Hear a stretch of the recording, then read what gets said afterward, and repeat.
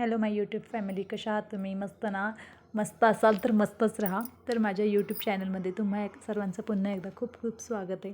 तर बघा, आज मी महादेवाची पूजा करते आहे. बघू शकता तुम्ही पूजेला मी काय काय घेतलं. जास्ती काय नाही, बेलाची पानं, फुलं आणि आज शिवमूठ तीळ आहे, तर तीळ, दूध, पाणी एवढंच अभिषेकसाठी घेतले मी, साधी सिंपल. मग तुम्ही बघू शकता मी अशा प्रकारे पूजा करते. आधी मी पाण्याने अभिषेक करून घेतला देवाच्या पिंडीवर. त्यानंतर मी दुधाने अभिषेक करते. दुधाने अभिषेक केल्यानंतर मग मी पुन्हा एकदा पाण्याने अभिषेक करून घेतला. पाण्याने अभिषेक करून झाल्यानंतर मी महादेवाची मूर्ती चांगली स्वच्छ वस्त्राने पुसून घेतली. त्यानंतर मी वरती जे ताम्हण ठेवलं ना, त्या ताम्हणामध्ये थोडेसे खाली तांदूळ घातलेत. तांदूळ घालून त्यावरती मी महादेवाची जी पिंड आहे ती स्थापन केली. तुम्ही बघा, पुढे तुम्हाला दिसेलच.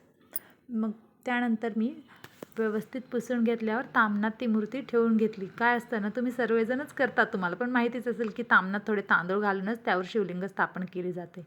त्यानंतर मग मी इबत्ती, भस्म मला नाही भेटलं, त्याच्यामुळं मग मी इबत्ती, आमच्या इकडं तर ती पांढरी विभूती असते बघा, इबत्त म्हणतात त्याला. तर तुमच्या इकडं काय म्हणतात मला माहिती नाही, पण आमच्या इकडे इबत्तीच म्हणतात. मग मी आधी 3 बोटांनी इबत लावून घेतली महादेवांच्या पिंडीवर.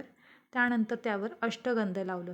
त्यानंतर मी सर्व साईडनी सुद्धा इबत्तीचे पट्टे लावून घेतले. माझ्याकडं जास्त काही नव्हतं, पण जे होतं त्यामध्येच मी पूजा छान प्रकारे करण्याचा प्रयत्न केला आहे. आणि देव कसं आपला भाव बघतो. तुम्ही पूजेमध्ये किती सुशोभा करताय ते सर्व बघत नाही. त्यानंतर मग मी रुद्राक्षाची, माझ्याकडे एक छोटीशी माळ होती, ती महादेवांना घातली.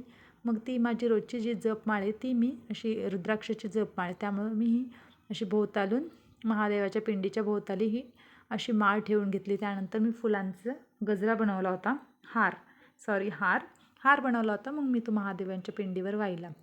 त्यानंतर मग मी जास्वंदाचं फूल, पण मला परत लक्षात आलं की अरे नाही, जास्वंदाचं फूल नाही, आधी आपल्याला महादेव मूठ, जी दुसऱ्या श्रावणी सोमवारची महादेव मूठ तीळ आहे, तर तीळ अर्पण करायची. मग मी 1 मूठ तीळ घेतली. आणि कधीही तीळ अशी कोरडी अर्पण करायची नसती.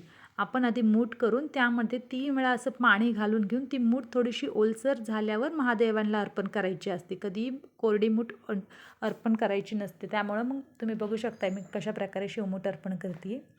त्यानंतर मग मी बेलाची पानं, फुलं वगैरे ठेवून घेतली. आणि खूप जणांना प्रश्न पडत असेल की मागे ही लक्ष्मी मातेची मूर्ती दिसते, महादेवाच्या पूजेमध्ये लक्ष्मी मातेची स्थापना का केली आहे? तर आता जे पण कोणी कर्नाटकचे साईडचे लोक असतील त्यांना माहिती असेल की श्रावणमध्ये आमच्या इकडं महादेवीची, महालक्ष्मीची पूजा केली जाते दर शुक्रवारी. आणि ती पूजा जर पूजा मांडणी उचलत नाही, तर ती मांडणी तसेच ठेवतात. पुन्हा पुढच्या शुक्रवारी पुन्हा ती मांडणी उचलून मग परत सर्व फळं वगैरे ठेवून पूजा केली जाते. त्यामुळे मी पण ती पूजा तसेच ठेवली. मग त्याच्यासमोरच मी महादेवाची पूजा, आरती वगैरे केली. त्यानंतर मी सगळ्या देवांना आरती दिली, घरामध्ये आरती दाखवली.